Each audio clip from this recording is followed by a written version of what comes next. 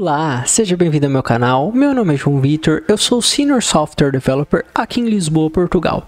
E o assunto de hoje é um assunto que vai explodir a cabeça de vocês. Não sei se vocês já ouviram falar do conceito de admin, uma aplicação admin, mas normalmente é uma aplicação que serve para gerenciar CRUDs, ou seja, o que significa CRUD? Create, Retrieve, Update e Delete. São basicamente as 4 operações que a gente tem para cadastrar, né, que é o Create, o Retrieve, que é para obter, o Update, que é para alterar um cadastro ou qualquer coisa, e o Delete, que é para remover.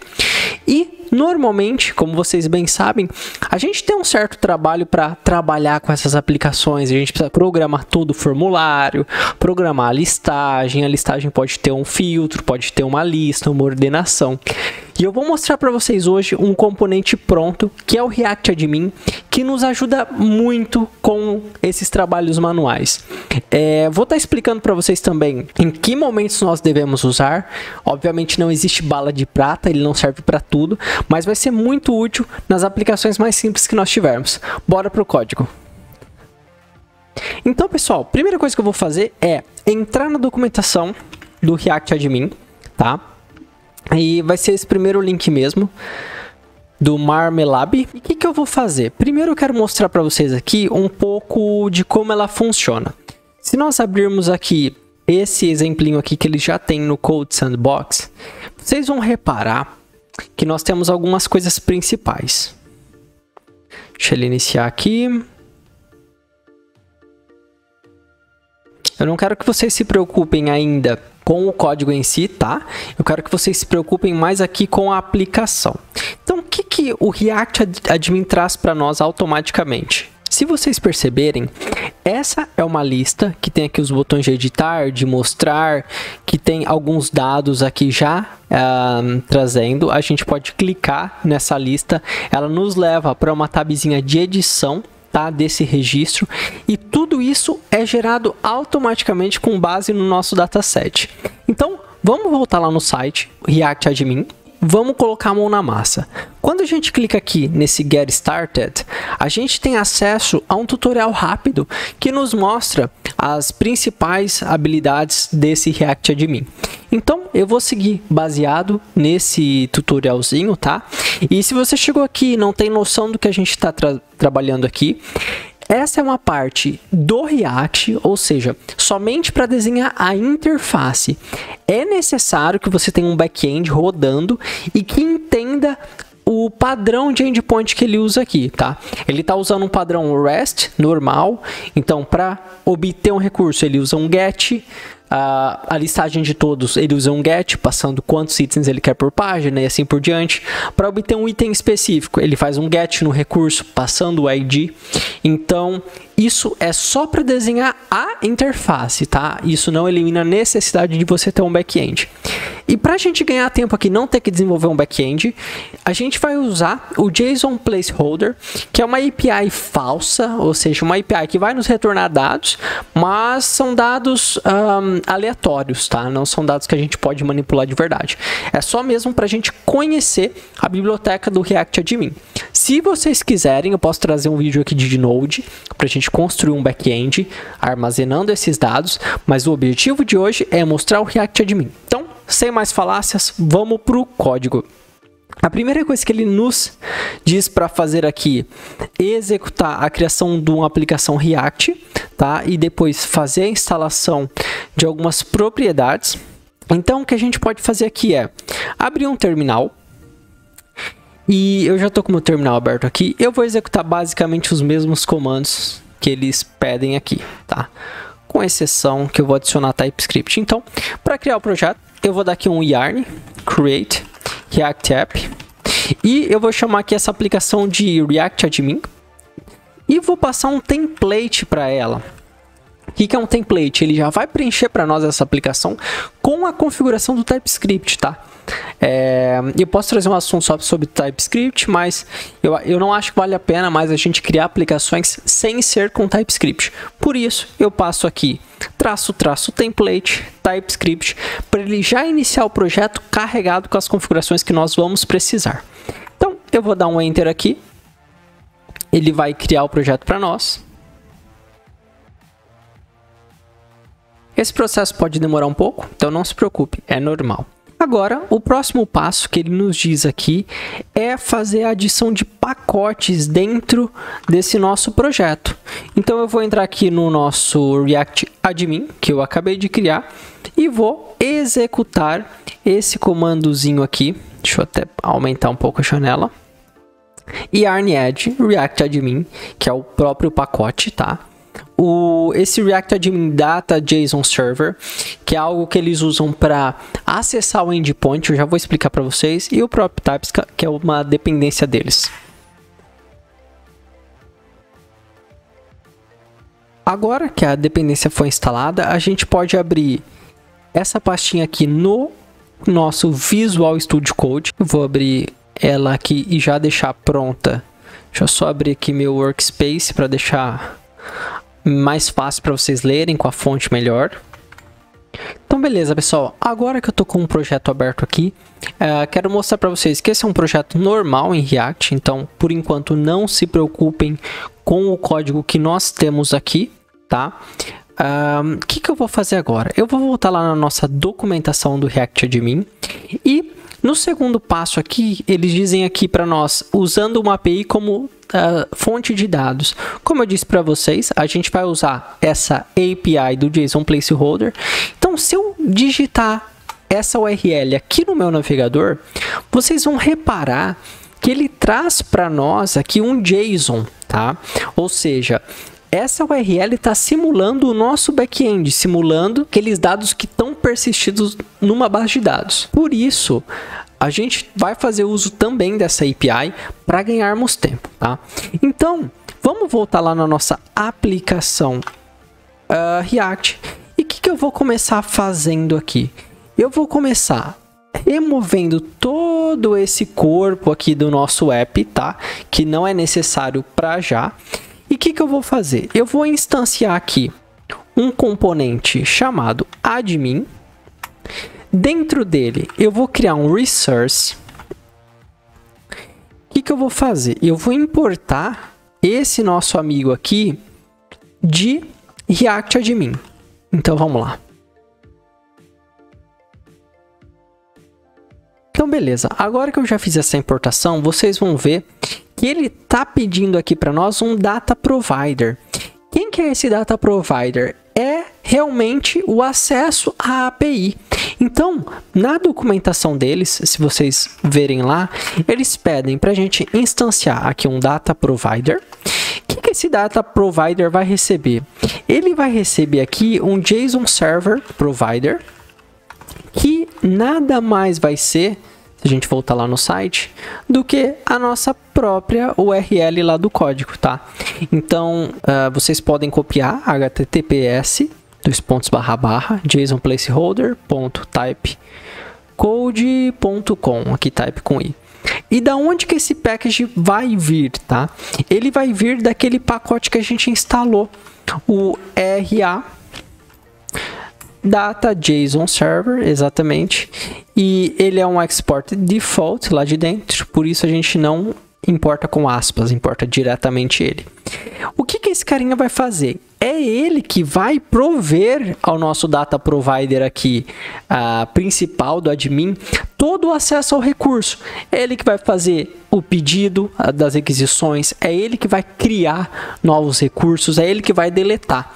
Eu já entro mais a fundo com vocês, mas basicamente, se a gente clicar aqui dentro desse JSON Server Provider, a gente pode ver o código aqui. Olha que legal. E a gente pode reparar que ele tem aqui dentro os métodos getOne, getMany, update, delete. Então, sempre que a gente estiver executando uma ação no nosso admin, vai ser esse JSON Server Provider que vai lá no nosso servidor e executar.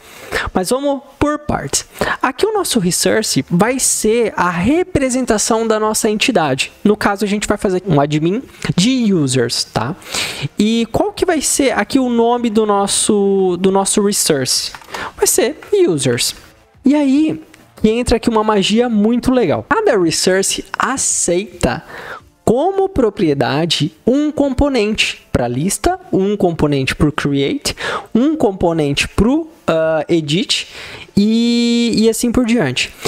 Qual que é o poder disso? A gente pode, para cada modo de visualização da nossa tabela, passar um componente customizado.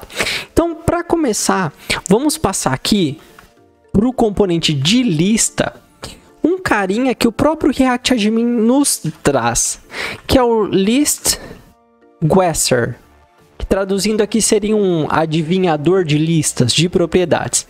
O que esse cara vai fazer para nós? Eu vou abrir aqui o nosso terminal e vou rodar aqui dentro um yarn start. Olhem o que aconteceu aqui. Nós escrevemos aqui 4 linhas, 5 linhas de código e olha o que ele criou para nós. Nós já temos uma lista que permite aqui ordenar por ID, que permite escolher a paginação, quantos a gente quer por vez, que nos mostra a página, que exporta essa lista para CSV com 5 linhas de código. Vocês conseguem entender a magia que está aqui por trás? Então vamos recapitular o que aconteceu aqui. Nós temos um data provider que é responsável por acessar a nossa API. Nós temos aqui um container admin que é responsável por injetar nos componentes de baixo esses data sources já obtidos. E nós temos um resource. E nesse resource a gente fala que o componente lista recebe um list guesser, tá? Mas aí você pode pensar, ok, João, mas eu quero personalizar, eu quero que eu só tenha ID, nome e username, que ele só veja o detalhe quando ele clicar, por exemplo. Aí que entra a magia, pessoal. O list guesser provê para nós, aqui no console, olha que louco isso. Deixa eu filtrar aqui só por... Deixa eu tirar, exatamente. Ele provê para nós aqui o código para o nosso componente de lista. Então, o que a gente pode fazer? A gente pode copiar esse código aqui, que ele gerou através dessa lista, e só deixar as propriedades que a gente quer. Bora lá fazer isso. Eu vou copiar esse código e vou vir aqui na minha pastinha, aqui dentro de src. Vou criar uma pasta chamada users. E dentro de users, eu vou criar um index.tsx. E aí, o que eu vou fazer? Aqui de dentro, eu vou exportar, tá? Esse user list. Vou importar esse list aqui lá de dentro. Vamos ver se ele vai... Ah, já reconheceu. Lá de dentro do React Admin. Vou importar esse data grid lá de dentro desse React Admin. E também o text field lá de dentro, tá? E aí, como eu disse, a gente só quer, por exemplo, mostrar o ID, o nome e o username. A gente pode apagar esses inputs aqui que nós não vamos usar. E aqui, como a gente está usando o TypeScript, ele pede que a gente tipe qual que é o tipo dessa prop. Eu sei que ele tem aqui dentro uma interfacezinha chamada Resource Component Props. Então já vou tipar aqui. Olha que massa. Com esse componente criado agora, eu posso vir aqui no meu app, tá? E posso importar de dentro de users o meu user list, passando o meu list aqui. E quando eu faço isso e volto lá, olha que magia, pessoal. Ele já criou para mim o ID, o name e o username. E aí vocês podem pensar assim, ok, João, isso realmente está indo na API? Como que a gente pode garantir? A gente pode vir aqui em Network, limpar, tá? E, por exemplo, se eu clicar aqui nesse refresh, olhem que massa. Ele fez um request lá para o meu JSON placeholder, tal, passando inclusive a paginação, qual era a ordem de ordenação, qual era o atributo que ele queria ordenar, e ele veio com os dados aqui. Muito massa, né, pessoal? Lembrando que o seu back-end tem que estar preparado para entender esses argumentos, tá? Mas se ele entender os argumentos, vai ser uma conexão assim, plug and play. Você vai conectar no seu back-end e tudo vai estar funcionando. E agora, o que falta a gente implementar aqui? Se a gente ver, a gente já tem um checkbox aqui. Então, quando eu seleciono ele, eu posso clicar em delete e ele vai fazer a requisição para deletar esses itens. Então, aqui eu vou dar um delete. E olha que massa, ele me apareceu aqui, ó, 2 elementos deletados. Ele me dá a opção de desfazer a operação. O que isso significa? Ele só vai fazer o request para realmente deletar os itens após 5 segundos, tá? E isso é uma ação otimista, ou seja, ele está esperando que a nossa IPA vai dar certo, por isso que ele não faz o request na hora. Você pode alterar isso, tá? Depois eu posso mostrar ali na documentação para vocês. Mas, basicamente, todas as operações, o cadastro, um update e assim por diante, ele tem a opção de você desfazer, ou seja, ele cancela o request. Então vamos lá, vamos deixar a coisa mais interessante aqui. Vamos supor que eu queira agora colocar a opção de eu criar um novo usuário. Vocês não estão vendo aqui, né? Essa opção para eu criar um novo usuário. Como que eu faço isso? A gente volta lá para o nosso código, a gente vem aqui nesse users list e a gente cria um novo componente aqui React, tá? Que pode ser um user create. E aí, aqui onde está list, a gente vai importar lá de dentro do React Admin um carinha chamado create. Olha que massa. Como isso, a partir desse momento, começa a ser um formulário que vai ter que ter validações, campos obrigatórios, a gente precisa também pegar aqui de dentro do React Admin um carinha chamado simple form. A gente coloca ele aqui por volta dos nossos componentes. A gente não precisa mais aqui de um data grid, tá? Porque a gente não vai mostrar dados, a gente vai colocar edição. E aqui, ao invés de ser um test field, que é para exibir, vai ser, vou importar lá, o text input. Então eu copio aqui esse text input e altero ele aqui para os meus elementos. E agora, com esse componente criado aqui, a gente pode ir lá no app e falar que o create vai receber, aqui de dentro a gente importa aquilo que a gente acabou de criar, o create vai receber esse componente. E olhem o absurdo, a hora que a gente volta aqui, vamos dar só um refresh aqui, ele já criou para nós o botão create. E quando a gente clica aqui dentro do botão create, a gente já tem um formulário para cadastrar esse user. Muito massa, é muito massa. E aí vocês podem dizer, ok, João, mas, por exemplo, o ID, ele não pode ter a opção de colocar o ID. Sem problemas. A gente volta lá no nosso componente create e a gente fala aqui que o ID, por exemplo, é disabled. Eu não quero permitir que ele edita. E aí eu quero falar, João, mas tem mais campos aqui que na criação tem que ter. Sem problemas. Eu passo aqui o phone, eu passo aqui, por exemplo, o e-mail, assim por diante. E aí o nosso campo automaticamente já passa a ter todos esses inputs. Beleza, eu já tenho criação, já tenho a listagem e a edição, né? Eu quero poder clicar num desses carinhas aqui e poder editar o conteúdo deles. Como que eu faço isso? É simples da mesma forma, pessoal. A gente vai copiar aqui o nosso user create. E aí, o que a gente pode chamar ele aqui? User edit, user update. Vamos chamar de user edit, tá?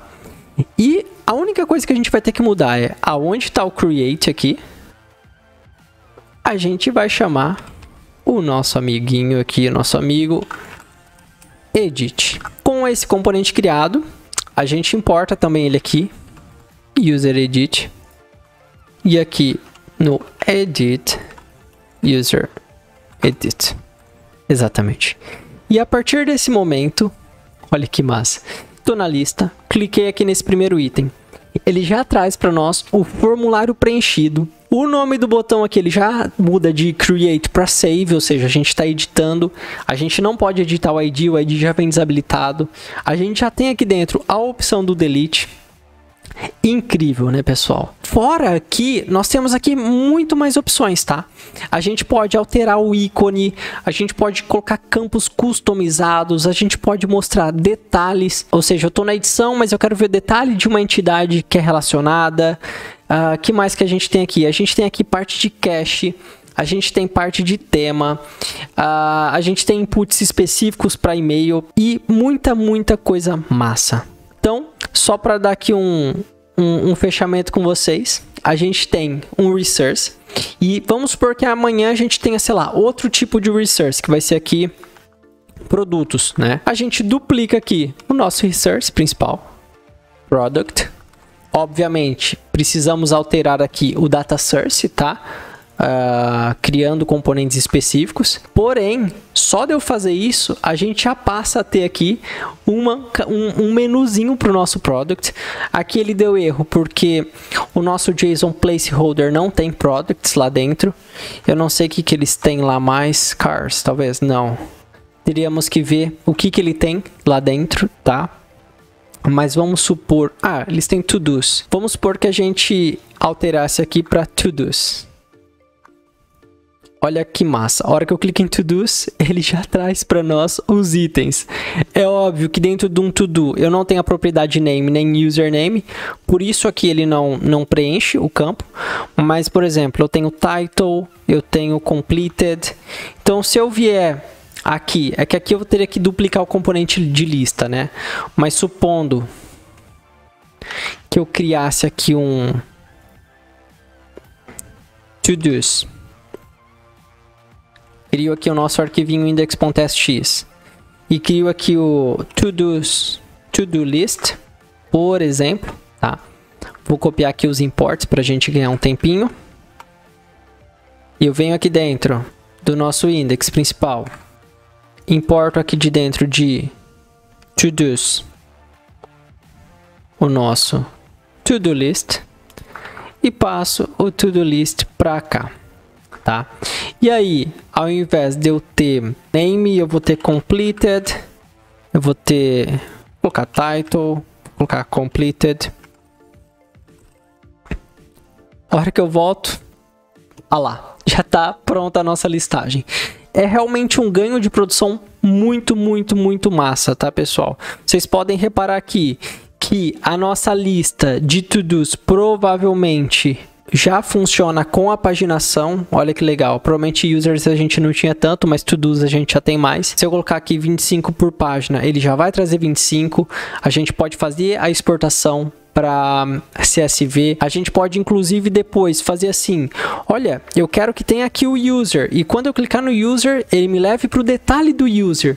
Tudo a gente consegue fazer. Só vocês entrarem aqui na documentação, ler a documentação com calma, que vocês vão ser capazes de produzir essas interfaces incríveis, testadas, né? Porque a gente não tem aqui que mexer com muita coisa, a gente tem a garantia que esse código já foi testado. Espero que vocês tenham gostado. É só para explicar também que se o teu projeto for muito grande, muito complexo e tiver necessidades que não condizem com um CRUD muito comum, talvez não valha a pena. Você tem que fazer aí um balanço, uma análise para ver quais os requisitos que você precisa, se essa ferramenta atende esses requisitos, mas para a maioria dos CRUDs de gerenciamento básico vai servir sim. Então a minha recomendação é que se você tem uma necessidade dessa, faz um POC, um Proof of Concept, uma prova de conceito. Levanta aí um back-end fake, tá? Cria um back-end qualquer ou usa mesmo um desse como placeholder. Faz alguns testes que talvez valha a pena para você. É isso, pessoal. Espero que você tenha gostado. Vou preparar muito mais conteúdo como esse para você. E manda as dúvidas aí nos comentários se tem algo que você quer saber mais. Um abraço, até mais.